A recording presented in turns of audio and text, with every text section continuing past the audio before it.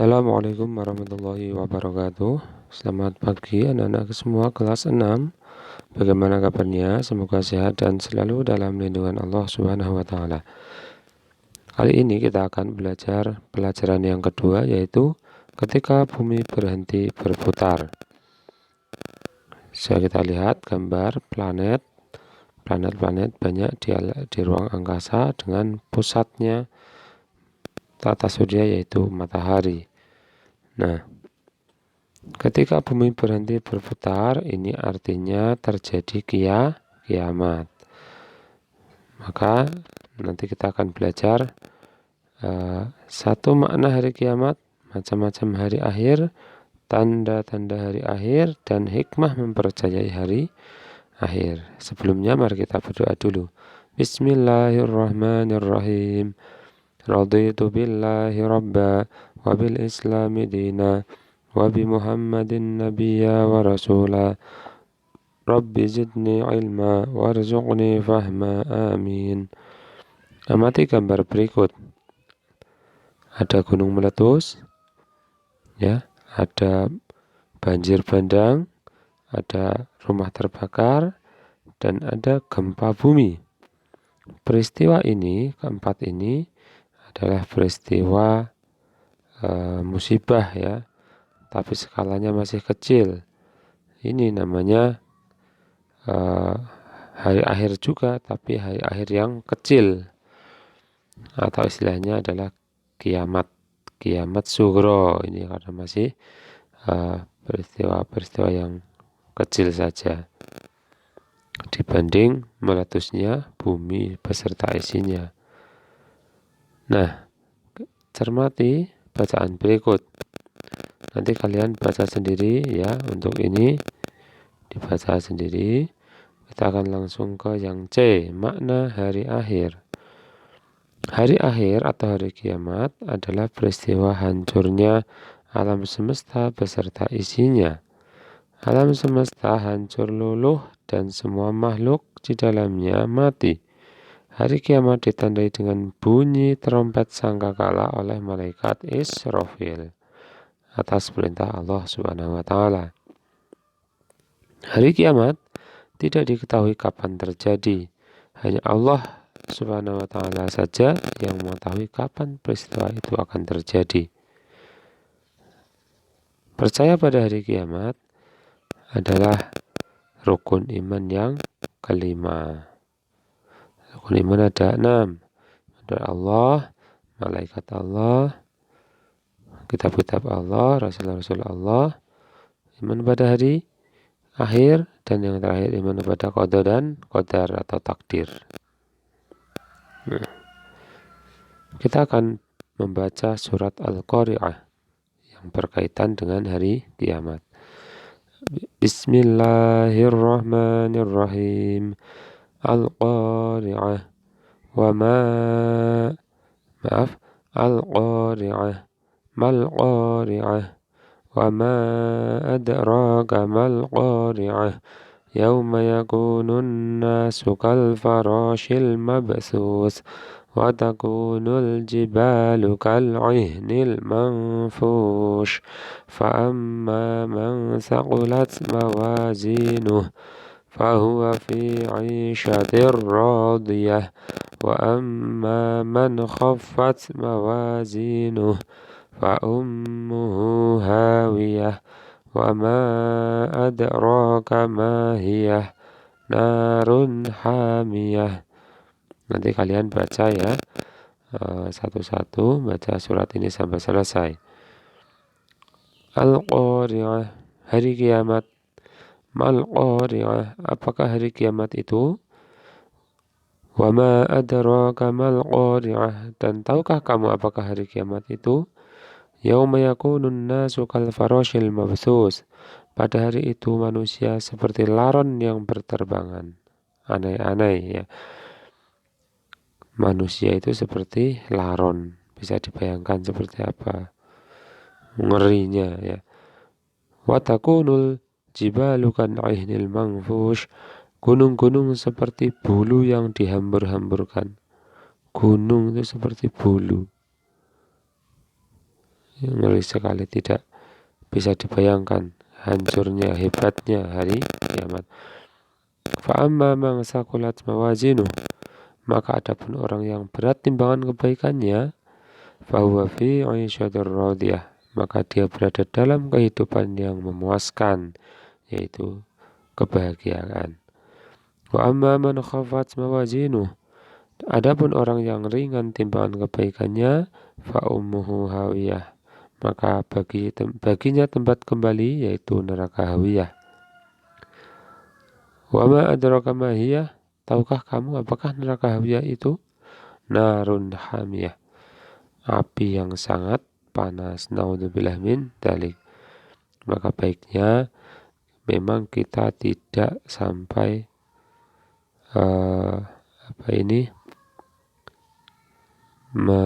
sampai mengalami yang namanya kiamat ini, karena peristiwa itu sangat dahsyat, ya, mengerikan sekali. Kemudian macam-macam hari akhir. Hari akhir, ya, atau istilahnya adalah kiamat, ada dua. Satu kiamat sughra dan yang kedua kiamat kubro. Kiamat sughra itu apa? Kiamat sughra adalah hancurnya alam di sekitar kita. Ya, misalnya tadi seperti banjir, longsor, tsunami, kebakaran, kemudian kematian seseorang. Nah, ini namanya kiamat sughra yang kecil. Ya, kiamat sughra ini bisa saja karena ulah manusia, misalnya karena berkendaraan ngebut, ya, sehingga lepas kendali, kecelakaan, meninggal. Hutan dibakar, ya, hingga lingkungan jadi rusak, hewan-hewan mati, ya. Kemudian hutan gundul, ya, karena hutannya ditebangi oleh manusia sehingga gunungnya menjadi gundul dan terjadi longsor. Ya, ini adalah ulah manusia. Yang kedua, kiamat kubro atau kiamat yang besar, yaitu hancurnya alam semesta ini beserta isinya. Kenapa? Karena masing-masing dari planet itu sudah berjalan tidak beraturan. Ada yang tidak berjalan sehingga saling benturan. Akhirnya alam semesta ini hancur.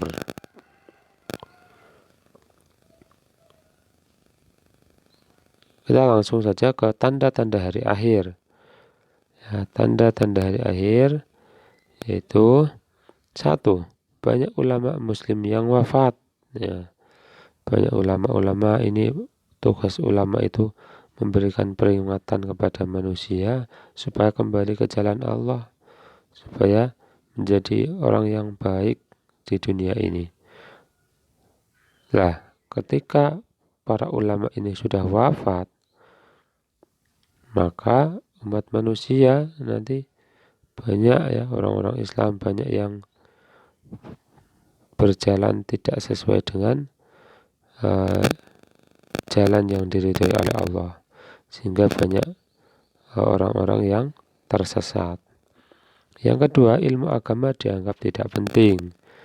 Nah, sehingga yang kedua adalah orang-orang sudah tidak tertarik lagi dengan agama, karena dianggap hanya aturan-aturan saja. Mungkin akan ada yang lebih penting, entah itu ekonomi, keuangan, macam-macam yang sifatnya adalah keduniaan saja. Padahal ilmu agama inilah yang menuntun kita pada kehidupan yang abadi, yaitu di akhirat kelak. Dengan ilmu agama orang akan mementingkan dua hal, tidak hanya mementingkan dunia tapi mengutamakan akhirat, ya, sehingga hidupnya tidak melulu tentang keduniaan saja. Jadi lebih memikirkan kehidupan yang lebih kekal, yaitu di akhirat kelak. Yang ketiga, maksiat makin terang-terangan, kejahatan di muka bumi makin merajalela. Nah, ini nampaknya memang sudah mendekati. Namanya maksiat sudah tidak sembunyi-sembunyi, tapi terang-terangan, perzinaan dan lain-lain sebagainya, ini sudah terang-terangan. Naudzubillah min dzalik ya. Kemudian yang keempat, banyak laki-laki yang perilakunya menyerupai perempuan atau sebaliknya, perempuan berperilaku seperti laki-laki. Ya, makanya kalian semua jangan sampai ikut-ikutan tren-tren yang tidak jelas ya. Orang perempuan pengennya jadi laki-laki, yang laki-laki pada banci gitu ya.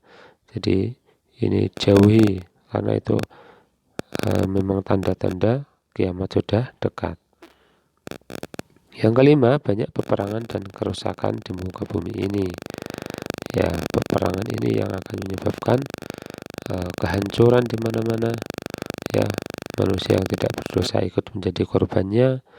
Ya, sehingga lingkungan alam juga akan hancur. Misalnya perang itu, bom itu di lautnya dibom, daratannya dibom, nanti akan terjadi kerusakan. Yang keenam, minuman keras dan barang terlarang seperti narkoba bebas beredar sehingga menimbulkan tindakan kriminalitas yang merajalela.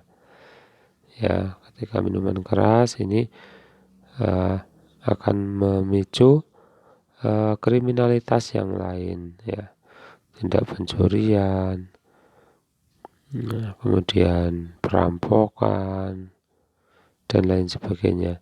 7, munculnya orang-orang yang mengaku sebagai nabi dan rasul. Nah, ini sudah mulai banyak ya, yang mengaku menjadi malaikat juga ada. Nah, ini adalah tanda-tanda kiamat kubro.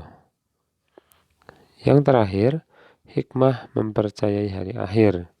Setelah kita mengetahui makna dan tanda-tanda hari kiamat dan meyakininya, ada hikmah yang dapat kita gali. Yang pertama, kita bertambah yakin dengan kebesaran dan kekuasaan Allah Subhanahu wa Ta'ala. Kita ini di hadapan Allah itu bukan siapa-siapa, sangat kecil, sangat lemah. Sementara Allah ini yang menciptakan kita, menciptakan alam semesta, itu adalah menguasai segalanya.